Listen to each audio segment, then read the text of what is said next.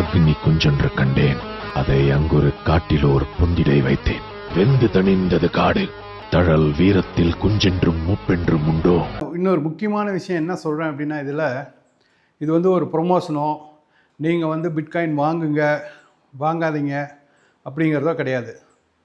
ஒரு தொழில்நுட்பம் இப்போ வருது, அது என்னன்னு தெரிஞ்சுக்கணும். தெரிஞ்சிக்காமல் இருந்தால் நல்லா இருக்காது அப்படிங்கிற ஒரு எண்ணத்தில் தான் இதை நீங்கள் தெரிஞ்சுக்கணுங்கிற ஒரு காரணத்துக்காக தான் கொடுக்குறோமோ வழியா, நீங்கள் வாங்குங்க, இன்வெஸ்ட் பண்ணுங்கள், கோடீஸ்வரர் ஆயிடுவீங்க, அப்படி அந்த எண்ணமே எங்களுக்கு கிடையாது. எங்களுடைய எண்ணமெல்லாம் ஒன்று தான். நீங்கள் இந்த தொழில்நுட்பத்தை பற்றி தெரிஞ்சுக்கணும். தெரிஞ்சுக்கிட்டு அதுக்கப்புறம் உங்கள் விருப்பம், நீங்கள் என்ன பண்ணுறீங்க பண்ணலங்கிறதெல்லாம் உங்களுடைய விருப்பம். இது டிக்ளைமராகவும் வச்சுக்கலாம், இல்லை எப்படி என்னுடைய சேஃப்டிக்காக நான் சொல்கிறேன்னு வச்சுக்கலாம். ஸோ இப்போ நீங்கள் பார்த்துட்டு இருக்கிறது a world game with M2 money supply.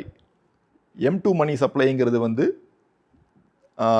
the money in circulation, that is printed money that is available for the government is printing for lending it to the companies or lending it for building infrastructure or whatnot. இதுக்கு தான் they are adding more money into the circulation. இது மேலே போக போக there is a risk involved. இது நாள் வரைக்கும் crypto கரன்சிங்கிறத பொறுத்தது வரைக்கும் it is considered a risk asset. இப்போ என்ன ஆச்சு அப்படின்னா, the Bitcoin is going through the halvings. இந்த halving போயிட்டு இருக்கிறதுல previously the supply was enough, ஆனால் டிமாண்ட் அந்த அளவுக்கு கிடையாது. அதனால the price was fluctuating a lot. இன்னைக்கு என்ன ஆச்சு அப்படின்னா, the demand is growing exponentially, supply is decreasing, it's already decreased and it's only going to decrease even further. இந்த பட்சத்தில் என்ன ஆச்சு அப்படின்னா, the stability of the price in Bitcoin has gone up very very high. என்ன ஆச்சுன்னா, this is no longer a risky asset. Bitcoin is moving towards a safe haven than a risk asset. Safe haven na, it is going to be something like gold. We call Bitcoin a digital gold. It is better than gold. எந்த ரீசன்னால நான் better than gold ன்னு சொல்கிறேன்னா, let's say நீங்கள் gold வச்சுருக்கீங்க. நீங்கள் gold ஒரு 10 kilo gold வச்சுருக்கீங்கன்னு வைங்களேன். நீங்கள் 10 கிலோ கோல்டு எப்படி வச்சுருப்பீங்க? ஒரு சேஃபில் வச்சுருப்பீங்க. இல்லை நீங்கள் வேறு எங்கேயாவது வைக்கிறீங்கன்னா, you have to safeguard it by some means. You have to pay somebody to keep the gold. அப்புறம் let's say you want to spend it. நீங்கள் ஸ்பெண்ட் பண்ணுறதா இருந்துச்சுன்னா எப்படி ஸ்பெண்ட் பண்ணுவீங்க அந்த கோல்டை? You have to take the gold and then give it to somebody. You have to melt it. உங்கள் போர்ஷனுக்கு எவ்வளோ நீங்கள் விற்கணுமோ அந்த போர்ஷனுக்கு நீங்கள் மெல்ட் பண்ணி அந்த போர்ஷன் எடுத்து நீங்கள் விற்கணும். அதுலேயும் வாங்குறவங்க இம்மீடியட்டாக அப்படியே வாங்க மாட்டாங்க. They will check for the quality of the gold. அதில் கலப்படம் இருக்கான்னு பார்ப்பாங்க. So it is a long process. நீங்கள் இந்த கண்ட்ரிலேருந்து வேறு கண்ட்ரிக்கு போகிறீங்க, நீங்கள் 10 கிலோ கோல்டு கையில் வச்சுருக்கீங்க. அந்த 10 கிலோ கோல்டை எப்படி நீங்கள் கொண்டு போக முடியும்? It is not easy. Think about it in bitcoin terms.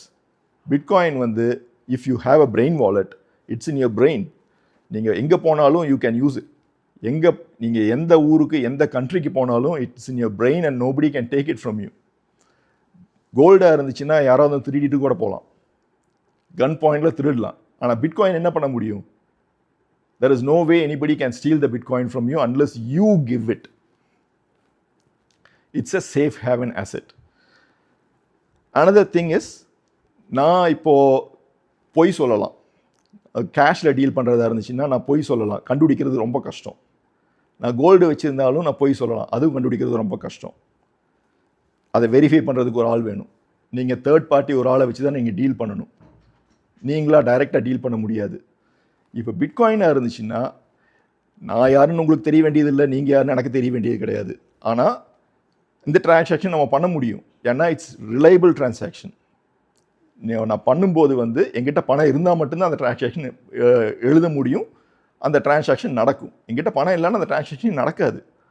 So it is very reliable and you don't need it. Third பார்ட்டியே வேண்டியதில்லை. 2 பேர் இருக்கோன்னா 2 பேர் மட்டும்தான் அந்த டிரான்சாக்ஷனில் இருக்க போகிறோம். Transaction is done. சட்டோஷி பிட்காயினை கொண்டு வந்ததுக்கு ரீசன் என்னென்னா, he wanted to replace the currency with Bitcoin. So let's think through a scenario. இந்த கரன்சியை வந்து ரீப்ளேஸ் பண்ணிட்டோம் பிட்காயினில். How will the world be? Is it practical? Answer is, it is practical, but will it happen? It may not happen, or it will not happen. Reasons. Countries, if they want to survive, they will have their expenses and they have to survive by building infrastructure. They will need money for everything. என்ன பண்ணுறதா இருந்தாலும் they have to have a means of spending that money. Bitcoin வந்துச்சுன்னா they cannot print it. It is stable. It is limited by supply. There is no way to increase the supply. So இந்த சமயத்தில் என்ன ஆகும் அப்படின்னா the countries will have their own currency. They will still keep that currency and they will circulate with that currency. Bitcoin will be there, but இன்னைக்கு பார்த்தீங்கன்னா bitcoin வந்து ஒரு கரன்சியாக consider பண்ணுறதை விட people are considering as a store of value. Store of value na enna? Gold is a store of value. Silver is a store of value, which means நீங்கள் அதை வாங்கி வச்சிட்டிங்கன்னா அது ப்ரைஸ் மேலே தான் போகும், கீழே போகிறதுக்கு வாய்ப்பு ரொம்ப கம்மி. ஏன்னா இப்போது you know about BRICS. What is happening with BRICS? நீங்கள் BRICS பார்த்தீங்கன்னா it is about 5 countries creating its own trades with a currency that they are coming up with. So they want to come up with a new currency that will be backed by gold or things that are resources which the country owns. அதை base பண்ணி they are building a currency. They are thinking about bringing a new currency for BRICS. That is store of value. Store of value வந்து something which is stable, which will hold its value over time. நீங்கள் for example நீங்கள் properties எடுத்துக்கோங்களேன். So நீங்கள் ஒரு வீடு வாங்குறீங்க, வீடு கட்டுறீங்க அப்படின்னா அந்த வீடு வந்து value only goes up, it doesn't go down. It's a store of value. Bitcoin எடுத்துட்டிங்கன்னா bitcoin is better than the home. The appreciation that you will get with Bitcoin is much more than what you can get in a home. On an average, Bitcoin is going up by 30% a year. Every year 30% மேலே போகுது கன்சிஸ்டண்ட்டாக. It will not stop until it goes like $50 million a coin. And this is my word, by 2050 Bitcoin will be more than $50 million per coin. இந்த வருஷம், அதாவது இந்த சைக்கிள்னு சொல்கிறாங்க இல்லையா, இந்த சைக்கிளுங்கிறது வந்து 4 வருஷம் ஒரு சைக்கிள், பிட்காயின் சைக்கிள். ஏன்னா அந்த 4 வருஷத்தில் தான் ஒரு ஹாவிங் முடியும். ஒரு சைக்கிளில் வந்து we have crossed 2 years already. We are in the second part of the cycle. இந்த சைக்கிளில் I am expecting the Bitcoin to be more than $250,000. It can go up to $400,000 or $450,000. This is my prediction. இந்த cycle முடிஞ்ச உடனே next சைக்கிளில் the Bitcoin will be more than $1 million. And by 2050 it will be like $50 million. Reason என்னன்னு கேட்டிங்கன்னா the new bill, the big beautiful billனு கேள்விப்பட்டிருப்பீங்க யூஎஸில். அது என்னன்னா it's all about stable coins. Stable காயின்ஸ்னால் என்ன? ஸ்டேபிள் காயின்ஸுங்கிறது வந்து it is a peg to the local currency. So ஒரு காயின் வந்து it will be equal to 1 local currency. ஒரு US டாலருக்கு ஒரு USDC காயின், ஒரு US டாலருக்கு ஒரு USDT காயின். ஸோ இதுதான் வந்து the 2 core coins that are stable coins today. அது என்னன்னு பார்த்தீங்கன்னா USDC and USDT. இது வந்து they are pegged to the US dollar.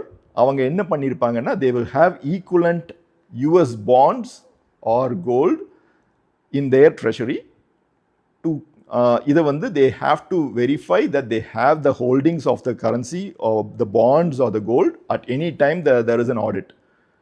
அது வந்து the stable coins வச்சிருப்பாங்க. பியூட்டிஃபுல் பில் என்ன பண்ணுது அப்படின்னு பார்த்தீங்கன்னா they are going to unleash stable coins in US.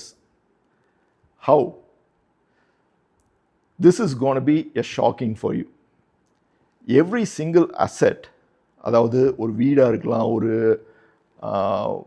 ஒரு கமர்ஷியல் பில்டிங்காக இருக்கலாம், ஒரு பெரிய இன்ஃப்ராஸ்ட்ரக்சர், ஒரு லேண்டாக இருக்கலாம். So any property that you have, it could be a company stock, anything that you have can be converted to fractional assets.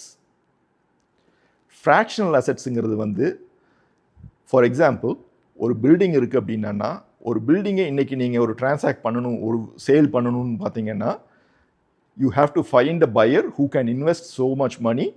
They will borrow, எங்கேயாவது borrow பண்ணி அந்த building வாங்கலாம். So it will be a single transaction. It will be multiple people, ஒரு 10 பேர் சேர்ந்து ஒரு company வாங்கலாம்.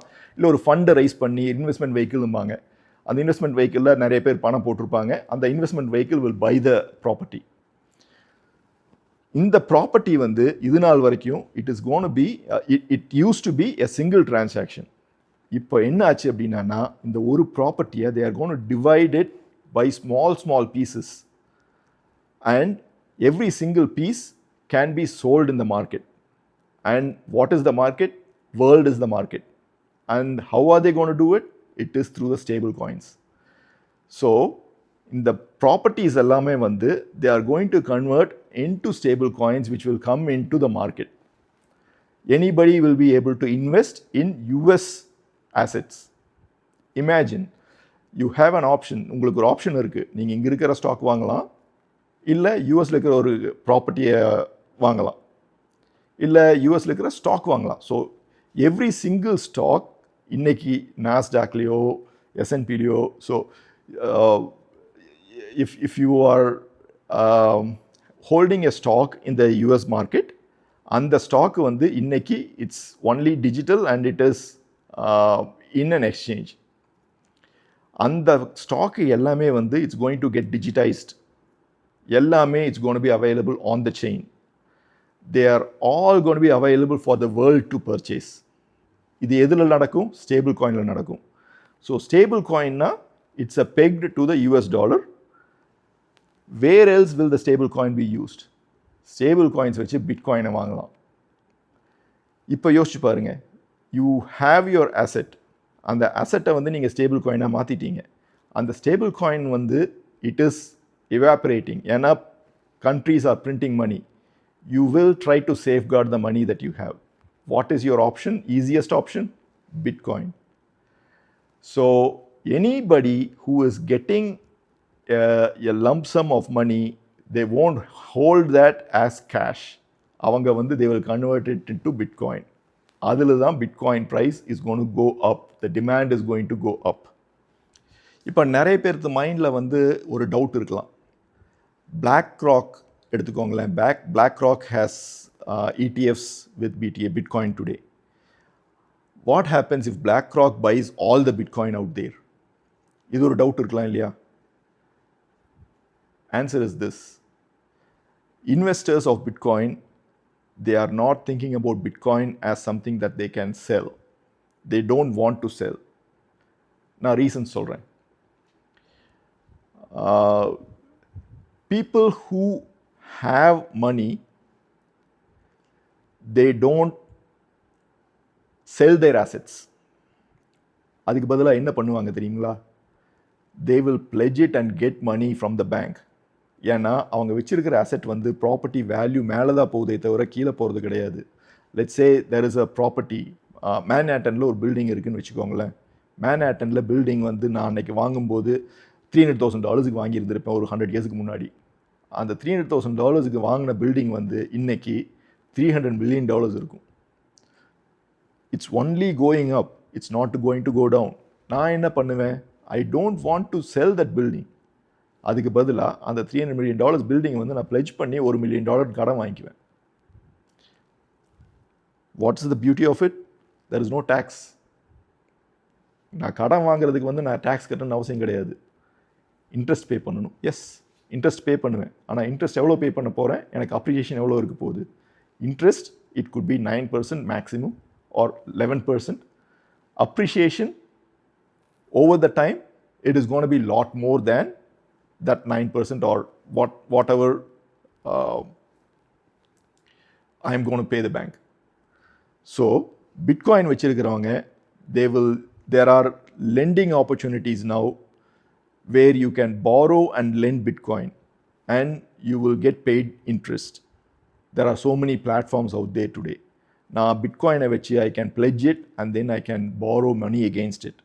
As long as I am doing it in a reasonable way, there is no reason for me to sell the Bitcoin. Ipo, let's say BlackRock wants to buy all the Bitcoins available. யாருமே விக்கல அப்படின்னா they will have to spend in millions or billions of dollars, but still they will not get enough Bitcoin from the public because இது வந்து they have to buy it from the public. Public are the ones who have the most Bitcoins. அத்தனை பேர்த்துக்கிட்ட they won't be able to buy the whole Bitcoins. வச்சிருக்கிறவங்க எல்லாமே they want to make use of the asset that they have. They will borrow against it instead of selling it. நாங்கள் வித்தேன்னா I have to pay taxes. But if I borrow, I don't pay taxes. நான் என்னை பற்றி சொல்லணும்னா I had been in the US for the past 25 years. I have returned back to India for good. When it comes to blockchain, I got into it accidentally. என் ஒர்க்கில் I had to use blockchain technology for writing some permanent records into Ethereum chain. அப்போ தான் வந்து I got to learn about blockchain. Ethereum நான் பண்ணும்போது வந்து it was very basic. அந்த காலத்தில் நான் ஆரம்பிக்கும் போது வந்து Ethereum was around 6 months old or 1 year old. The main netே வந்து it was very flaky. அந்த டைமில் தான் வந்து நான் ஆரம்பித்தேன். அப்போ வந்து I was writing transactions into the chain. Beta செயினில் தான் டிரான்சாக்ஷன் எழுதினேன். I have even created few coins when I was working. I was also doing some later on in the days நான் fractionalization of assetsம் பண்ணியிருக்கேன் கொஞ்சம். இதெல்லாம் வந்து என்னோட practical experience. இதெல்லாம் பண்ணிகிட்டு இருக்கும்போது தான் then I started learning about Bitcoin. I fell in love with Bitcoin, and after I learned about Bitcoin, I couldn't resist myself. I had to teach it, or I had to preach it to others who can gain by what I knew. எனக்கு எல்லாம் தெரியுமான்னு கேட்டேன்னா இல்லை, எனக்கு எல்லாம் தெரியாது. Maybe நீங்கள் கேட்க போகிறதோ இல்லை கேட்டுட்டு இருந்ததுலையோ ஏதாவது தப்பு இருக்கலாம். ஆனால் எனக்கு தெரிஞ்சதை வச்சு நான் சொன்னேன். நான் தப்பு ஏதாவது சொல்லியிருந்தேன்னா கரெக்ட் பண்ணுங்க. I will definitely correct myself. ஏதாவது டவுட் இருந்தாலும் you can definitely ask me. I would recommend everybody to read the Bitcoin white paper. Anybody who spent 8 மணி நேரம் நீங்கள் ஸ்பெண்ட் பண்ணி பிட்காயினை படிச்சிட்டீங்க அப்படின்னா you will definitely fall in love for it and you will preach Bitcoin to others. Let's get decentralized. Let's bring the new world up.